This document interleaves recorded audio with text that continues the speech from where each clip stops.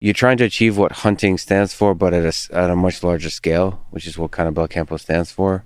But what are your thoughts on hunting as a source of meat? It's amazing. 100% pro hunting.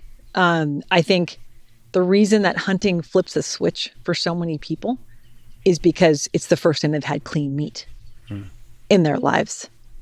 Ah, Okay, so I think that the hunter's journey, when people get so turned on by hunting, they're just like, oh my God, I'm never going back. yeah, I'm saying that's great if you got access to that, or if you know the guy who'll give you the backstrap, awesome. yeah. But like that's not achievable for most of us. Yes. And I do think that talking to hunters about their experiences, what they love about it, many of them are just outdoorsmen. I say that because most of them are men, but most of them love the outdoors aspect of it and being out in the wild.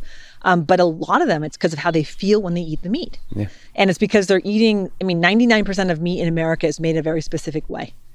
And it's in a way that is pretty inflammatory, not incredibly delicious. And when you're on that extreme, and then you toggle to having this totally different style of product, it feels radically different in your body. So of course you're like, I'll never go back. So when I talk about us being on that spectrum, it's like, well, it's hunted meats. I can never on any commercial operation create the variety of the biodiversity of species that an elk gets when it's wandering around of his own.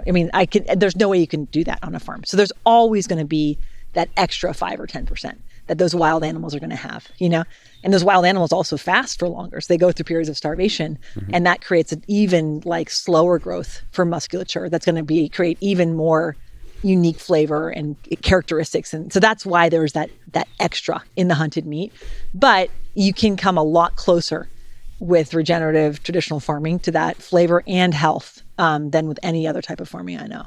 So that's where I see it on the spectrum. I love that people are getting excited about game because it's better for your health.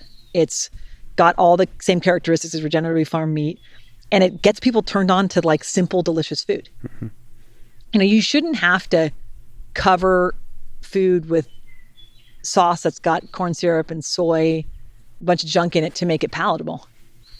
If you got to put sauce on your food, you need to look at your ingredients. Mm-hmm. You need to revisit what you're starting from. Because if you have to put a bunch of things to mask flavor onto anything you're eating, you're trying to basically fool your palate into doing what's not best for your body. We're trying to tell our palates, just make it through this plate so you can get the calories in. And we're masking the fact that we don't actually find it very appetizing. Mm-hmm. So we're kind of teaching ourselves to overcome our instinct with food. We're saying, here's this kind of bland base substrate, not very interesting. I'm not sparking to it. Awesome. Put sugar and salt on it. Yeah. Just up the hyper-processed flavor profile. Great. Done.